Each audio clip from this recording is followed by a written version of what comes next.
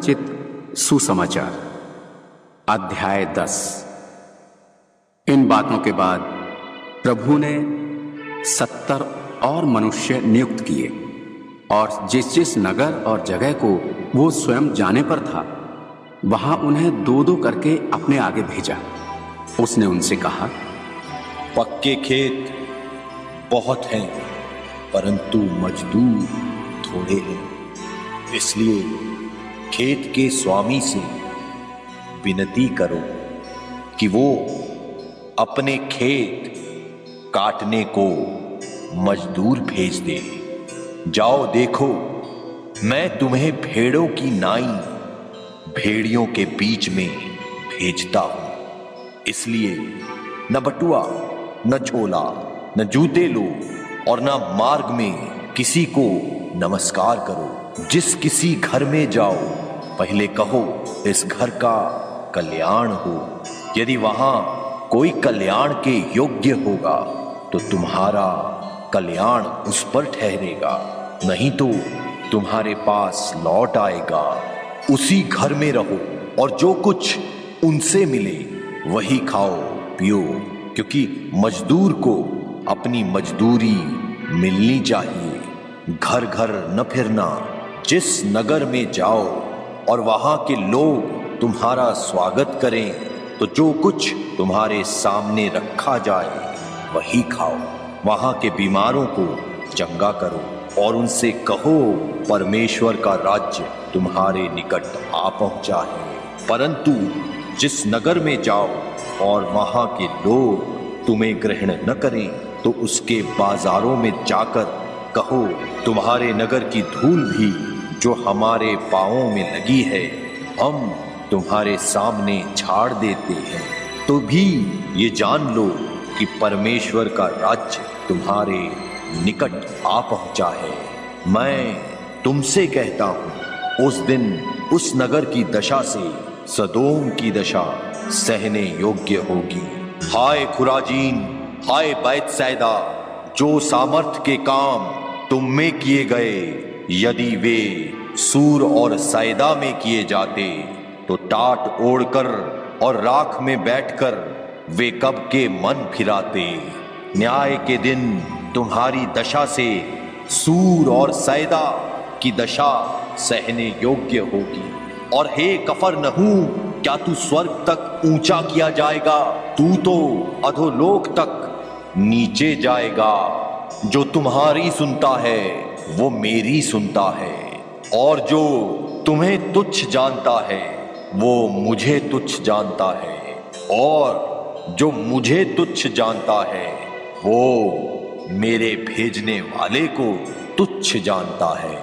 वे 70 आनंद से लौटकर कहने लगे, हे प्रभु, तेरे नाम से दुष्टात्मा भी हमारे वश में है। उसने उनसे कहा, मैं शैतान को बिजली की नाई स्वर्ग से गिरा हुआ देख रहा था। देखो, मैंने तुम्हें सांपों और बिच्छुओं को रौंदने का और शत्रु की सारी सामर्थ पर अधिकार दिया है।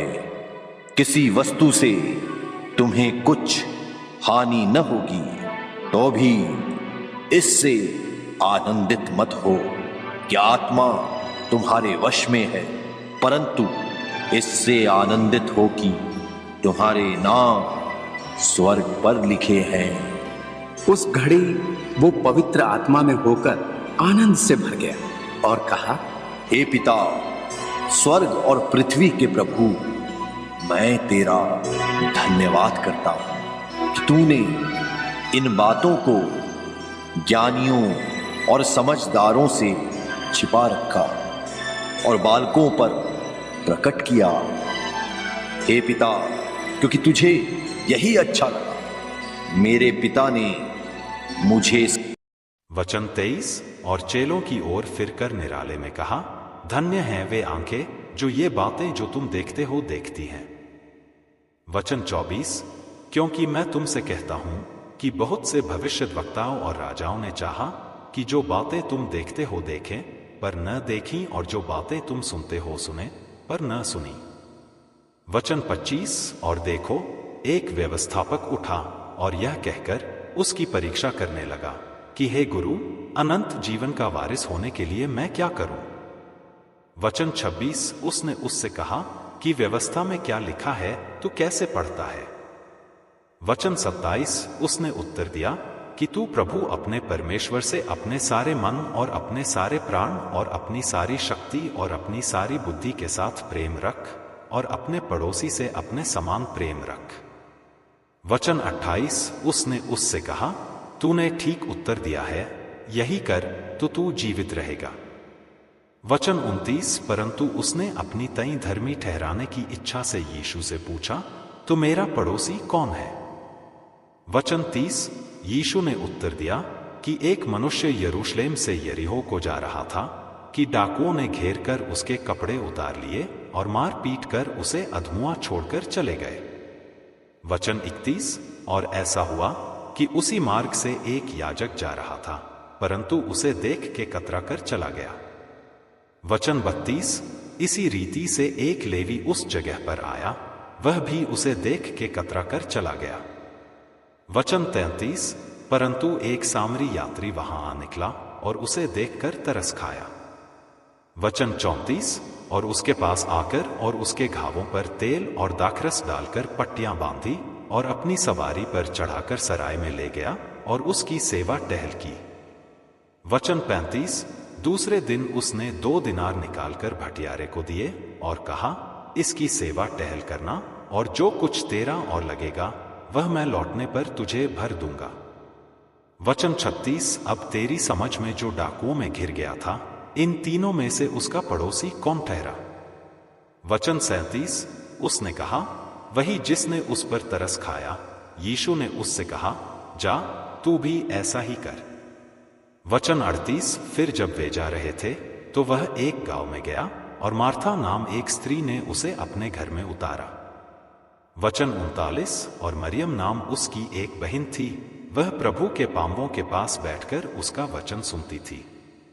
वचन 40, पर मार्था सेवा करते करते घबरा गई और उसके पास आकर कहने लगी, हे प्रभु, क्या तुझे कुछ भी सोच नहीं कि मेरी बहन ने मुझे सेवा करने के लिए अकेली ही छोड़ दिया है? सो उससे कह कि मेरी सहायता करे।